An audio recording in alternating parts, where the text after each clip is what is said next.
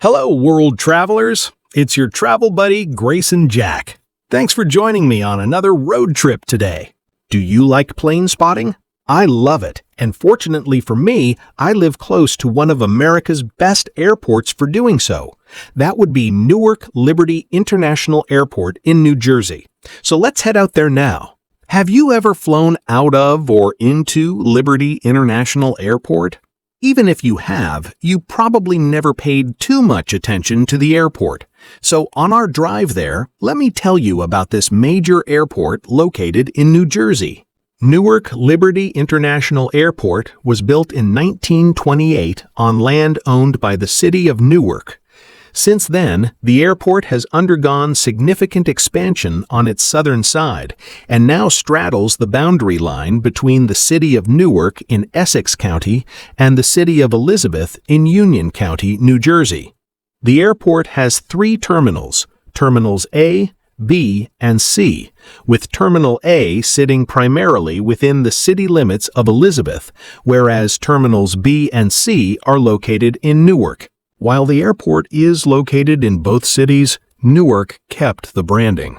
The land that the airport sits on is leased out to and operated by the Port Authority of New York and New Jersey as part of the regional tri-state airport system that includes John F. Kennedy International Airport and LaGuardia Airport, both located in the borough of Queens, New York City, and Newark Liberty International Airport.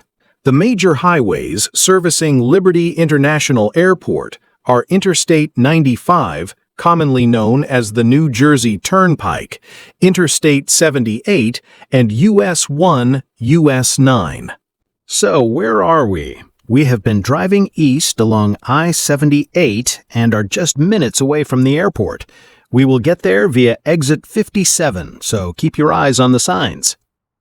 Serving over 49 million passengers annually, Newark Liberty International Airport, known by its airport code EWR, is a critical gateway to the New York metropolitan area. But for decades, it carried a reputation for delays, confusing layouts, and dated infrastructure. But the great news is that today, all of that is changing. To understand Newark today, we have to look back. Opened in October 1928, Newark Metropolitan Airport was actually the very first major airport serving the New York airspace.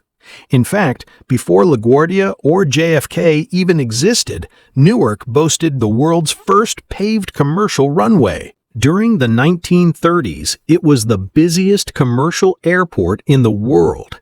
It was the home base for aviation legends like Amelia Earhart.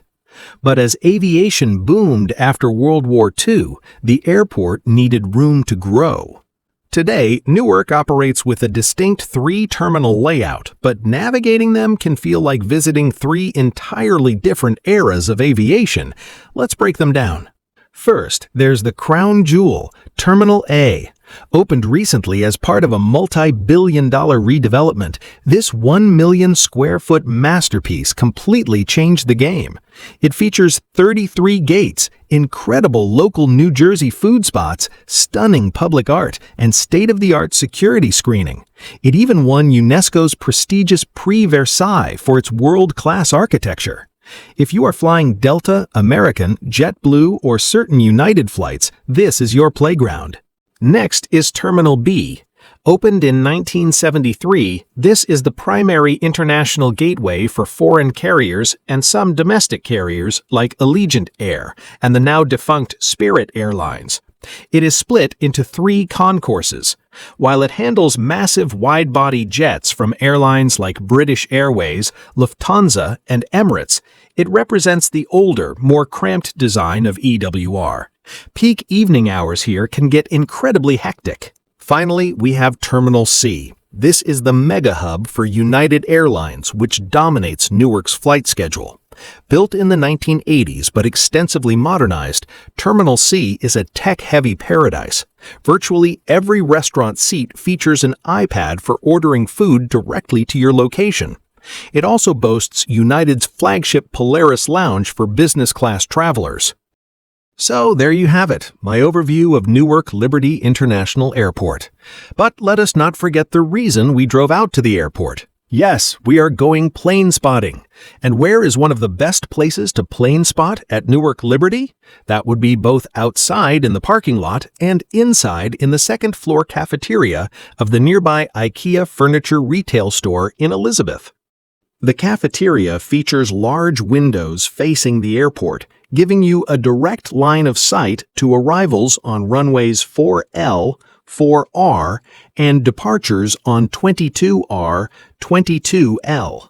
United Airlines is the primary airline using these runways because they form the main parallel runway system at Newark Liberty International Airport. But other airlines use them too, so expect to see others as well. If you prefer outdoor spotting, the large parking area provides an unobstructed angle to hear and see the planes ascending or descending, depending on wind direction, directly overhead. And here's a tip. Use Flight Radar 24 or ADS-B Exchange on your phone to know which aircraft and airlines are approaching.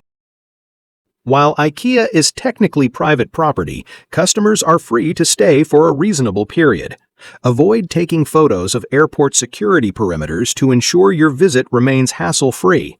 And if the patrolling security stops and questions you, be polite and do as they request. Well, travel buddies, I hope you enjoyed our drive out to Newark Liberty International Airport and learned some interesting facts about this airport along the way. I also hope you enjoyed plane spotting with me and will have a chance to return another day. But for now, until our next road trip, this is Grayson saying au revoir.